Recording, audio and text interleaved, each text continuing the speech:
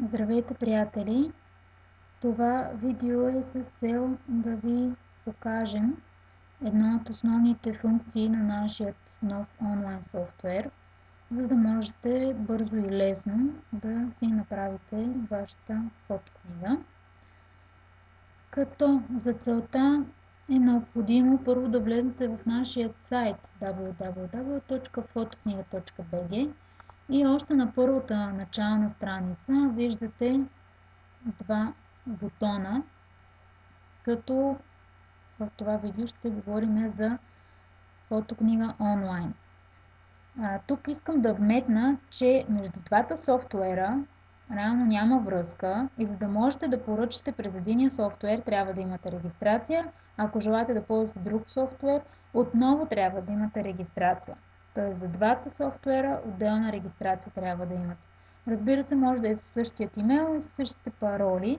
Не е необходимо да са различни, защото те нямат връзка един с друг. Нека да започнем. Създайте фотокнига онлайн.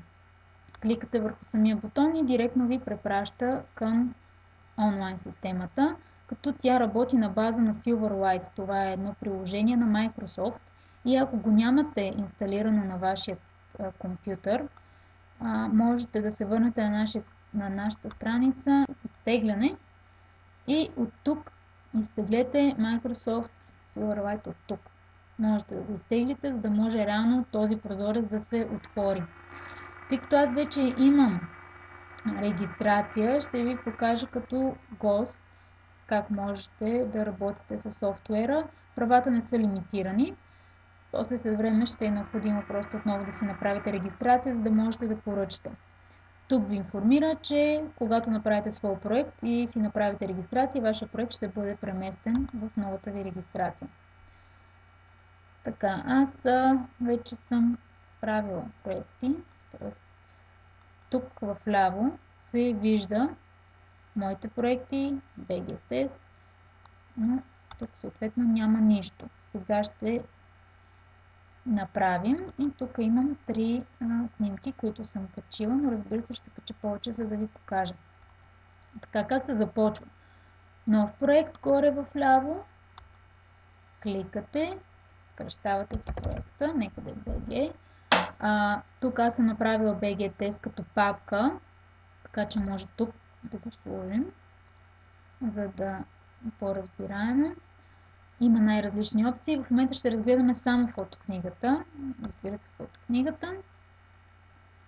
Има най-различни корици. Нека да твърда да изберем. И съответно най-различните размери, които предлагаме и отстрани има превю на тях. Нека да изберем този размер.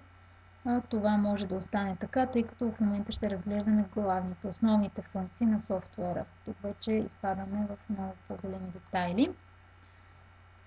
Като тук има два варианта. Единият вариант е сами да си направите фотокнигата, следващия вариант е автоматично.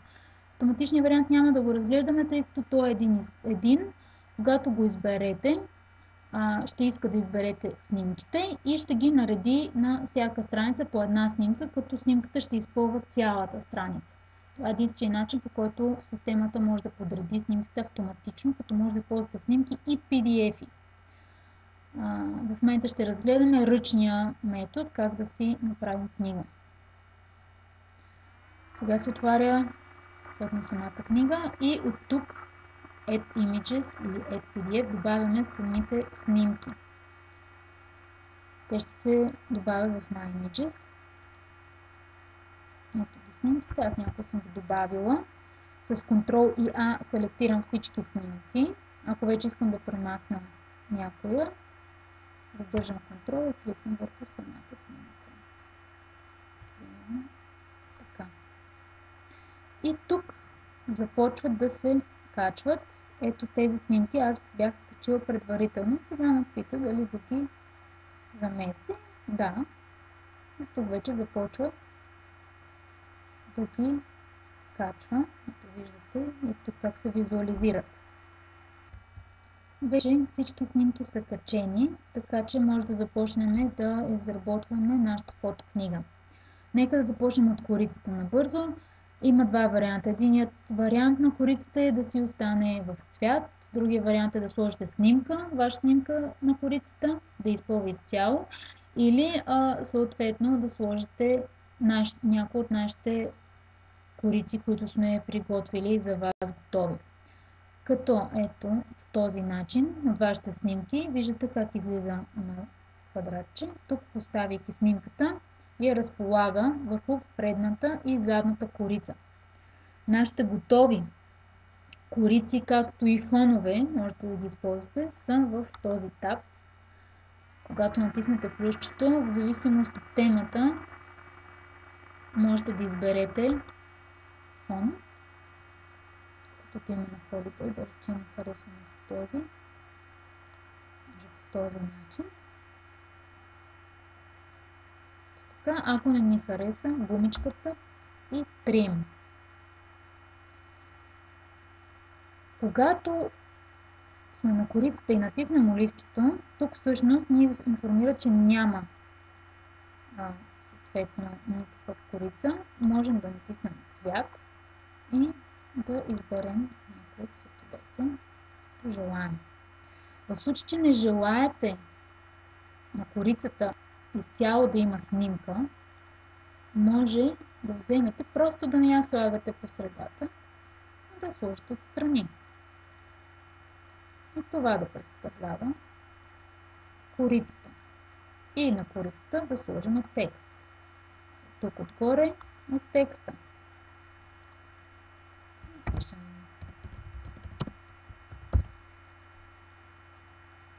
Като когато променяме нещо, самият текст, да речем големината на шрифта 42, тук няма да го видите. Нека да изберем друг фон. А ще го видите в самото поле. Когато натиснете Apply, ще излезне тук. OK. И преместим текста. Може да оголемим така, за да може да се вижда по-ясно. Като гумичката е да се махне текста, а моливчето е нещо да се коригира. Сега ще коригираме, да речем, размера отново, за да видите как на Apply всеки път тогава се вижда самата промяна. Тук се по един и същи начин. Така се добавя текст, така се добавя снимка чрез влачене. Като ето ги другите опции. Теглите снимката, тук тя става на цялата страница. Вече съответно обяснихме, че на следващата може една снимка да се разпростира и на двете страници. Ето в този случай.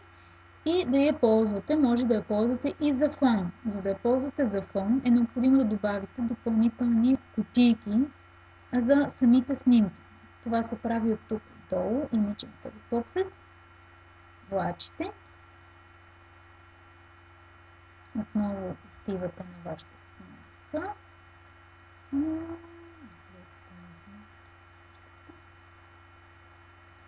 И в този начин имате фон, имате и снимка, намалявате, въртите.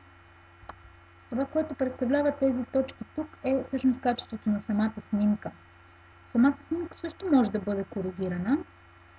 Отидем отново на моливчето и съответно може да добавим рамка, да изрежем снимката в формата на елипса, да добавим текст върху самата снимка или да я концентрираме на определени места, определена зона.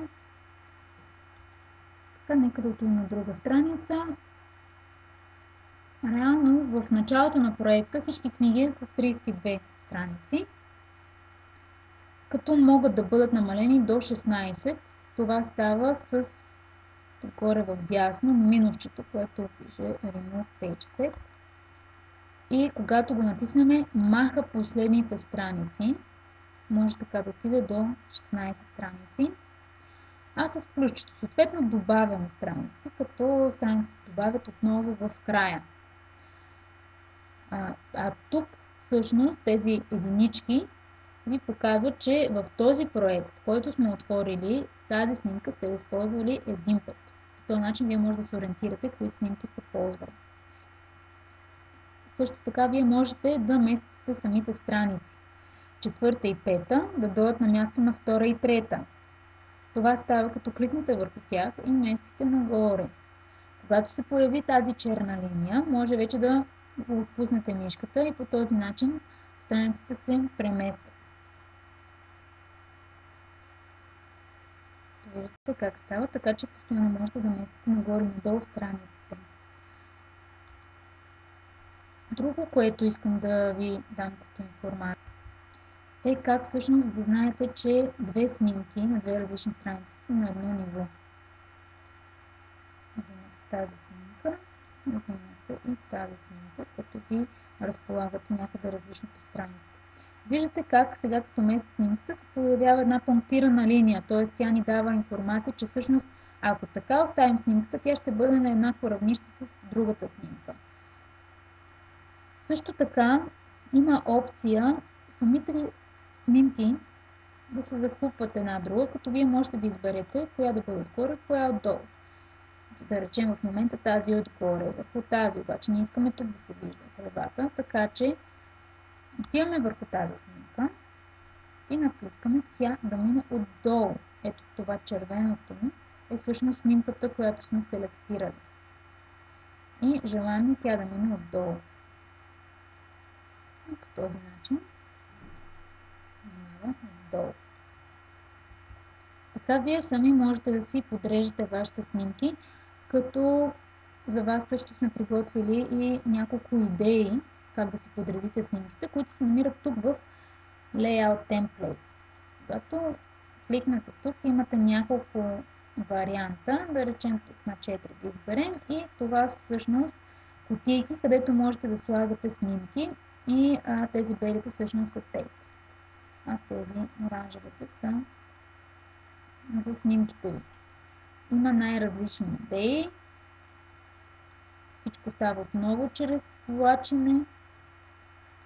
Влачите темплейта, който харесвате, връщате се отново на снимките и започвате да си слагате в съответните кутийки снимката, която желаете. Сега ще ги сложим. По този начин става. Кликате два пъти върху текста. Тук си пишете, давате му ОК, той се запаметява. По този начин това са основните функции, които предлага софтуера, за да направите вашата фотокнига. След като я направите, отивате на Ordering и трябва да я въведете във вашата количка. Тук ви информира, че има много празни страници. Като дадете Continue, вие се съгласявате с това. Явно по този начин може и да искате да са празни, за да може да пишете нещо върху тях ръчно. Тук имам два проекта, които съм направила. С вас направихме сега този отдолу, така че този мога да го изтрия с кошчето. И да поръчам само този. Като тук, понеже аз влезнах като гост, е изписано, че трябва да се регистрирам преди да направя поръчката. Когато кликнете на този линк, вече излиза, тук си е запазена моята регистрация, имейл, парола и съответно да попълните тези полета. И по този начин се регистрирате. Тъй като аз вече имам регистрация, влезнах в нея, за да мога да ви покажа по какъв начин можете да направите своята поръчка.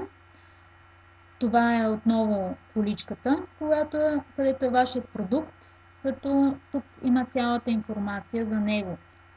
Крайната цена на самия продукт, която разбира се ще бъде променена, защото тук не е добавена доставка. Като видите това поле, отивате на Order и от тук можете, в случай, че имате код за отстъпка, да го въведете в някои от тези две полета, след което отивате на Next. Тук е адреса, който аз съм се регистрирала. Това е адреса на моята регистрация. Разбира се, за доставка мога да дам и друг адрес, като други адрес кликате на Different Delivery адрес, Change Delivery адрес и тук пишете, може и да е на друго име, друг адрес и по този начин ще промените адреса, като за момента желая да си набавя. Тук самата поръчка ви се обработва. Отново има информация, че един брой твърда корица, размер 25 на 25 сте поръчали с 28 страници дигитален печат. Това е цената същата. За България 9,90 доставка, ДДС и нето цена. Тук се съгласяваме с условията. И тук са методите на плащане. PayPal, кредитна карта, вече е зависимост от това по какъв начин желаете да заплатите. И тук вече виждате банковата ни сметка. Finish Order и сте готови. Това е всичко от мен. Благодаря ви за вниманието.